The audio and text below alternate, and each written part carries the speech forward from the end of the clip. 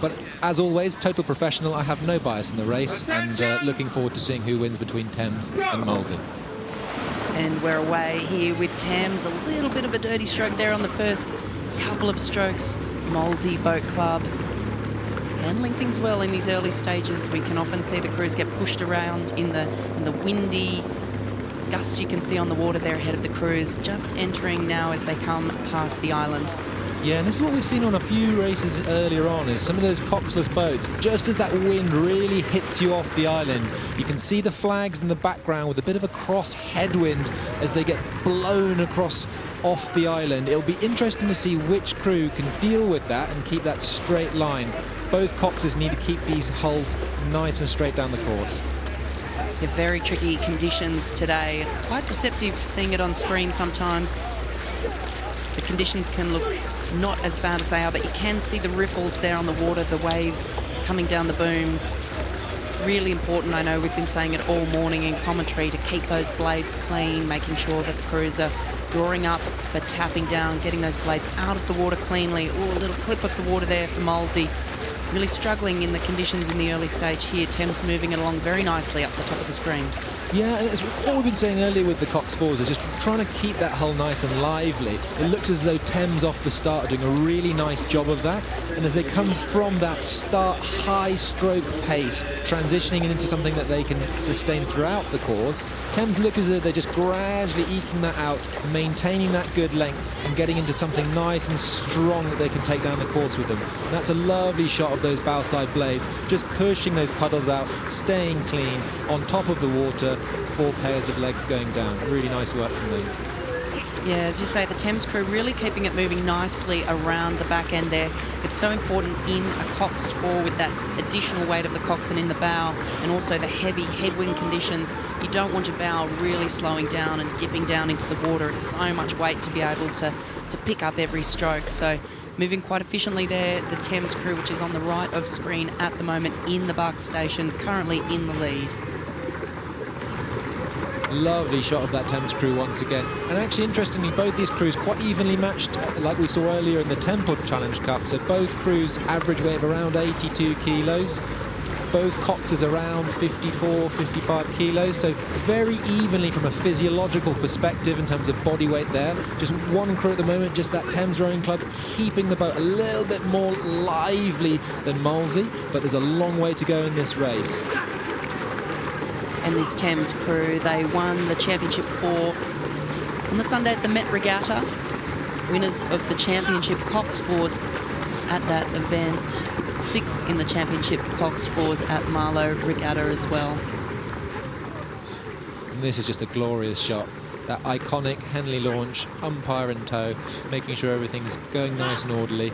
And actually, what we can see with both these crews is they've settled into something that looks quite nice and sustainable. I actually think that the Molesey Cox 4 on the left looks nice and lively compared to how they were slightly earlier in the race. It looks as though there may have been a call from that Cox, just calling from Omar, saying, you know, let's get those oars in a little bit quicker, make sure we're picking up that hull nice and lively, and off we go.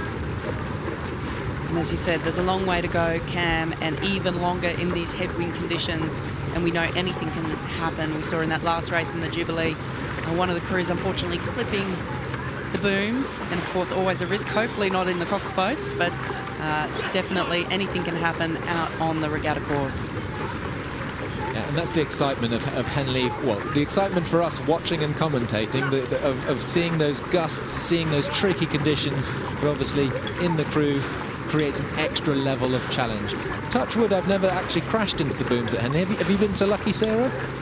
I fortunately have not, and I was steering when I raced the Princess Grace here, so luckily did not hit the boom, so that was a win. Both winning at life, I like it. So we can see here that Thames have just taken out a little bit more of a lead, probably what, 1.5 lengths of clear water now, and they look as though they're in a very nice sustainable rhythm. One of the challenges, I think, and I'm not sure what you think, Sarah, is that when you're up and you've got this sort of awkward pace where you can't really reduce your rate of striking, but you want to obviously comfortably maintain your lead, and then you've got that extra level of trying to manage energy as you go through the regatta. What are you thinking about if you're in that winning crew? That's a really good point, Cam, because I think if you, especially in these tough conditions, if you bring the rate down too far, it becomes really expensive physically in these conditions. So you're sort of wanting to not let it drop down too much, become too difficult. And also the fact that anything can happen. You can get hit by a gust, you can catch a crab, so you certainly wouldn't be resting back on your laurels, but it's a long regatta, 6 days now. If they go all the way through to Sunday, that's a lot of races. So how do you conserve, but also make sure that you get the job done in this race? So I think Thames are looking fairly comfortable there. We saw the bowman there, Max Gillard, just looking across, making sure that they have the measure on the Molesey boat, but looking a little bit scratchy with the blade work as they're starting to tire. Yeah, and this is going to be quite an interesting last third of the race as it's thinking about coming towards the regatta enclosures. And we can see here in our commentary box, we've got the trees really moving. There's a bit of gust as you come through the steward's enclosure. So anything can happen in this race. And what we can see with both crews is just the odd clip, the odd gust, the odd duck, as I can see from Molesey Cox 4, is that we will have challenges that arise. So this is all not done and dusted. And if you're in that Thames crew, I always found it really challenging when winning a race at Henley is to make sure that I didn't lose my focus, lose my concentration, and as you say, make that boat feel very heavy and quite stodgy, which is so easy to do, particularly when ahead. This race is far from over as we're entering the regatta enclosures now. You can see the Cox, great shot of the coxswain there in the bow seat of the Thames crew. Yeah, little head poking over the top there, that's Zoe Evans. Communication here is going to be really key, isn't it? I mean, I used to love being coxed at Henley in the 8s and the Cox 4s, but actually one of the sort of joys when you've got no cox there's no extra level of communication and distraction from that sort of big microphone coming through the boombox there. So they're going to have to really make sure that they're listening to their cox as they come into the last 50-ish strokes of the race and execute exactly what's being asked of them.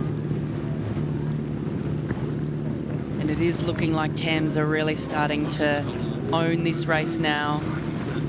Yeah, they're really absorbing those gusts that come through. You can see the crew gets knocked around, but the next stroke they're back onto it. I think they've handled some tricky conditions really well down the track. 100% agree. Looks like they're really nicely rowing on top of that water, as you said so gracefully earlier, just making sure they stick clear of the popple. And Yana Shakespeare, Luke Green, Ryan Asher, Josh Burke and Omar Al-Mikdadi need to just push in as much as they possibly can in that Molesey crew just to finish that regatta nice and strong. But it looks as though it's going to be Thames. Coming down to the line now, it will be Thames Rowing Club over Molesey Boat Club in the Britannia Challenge Cup.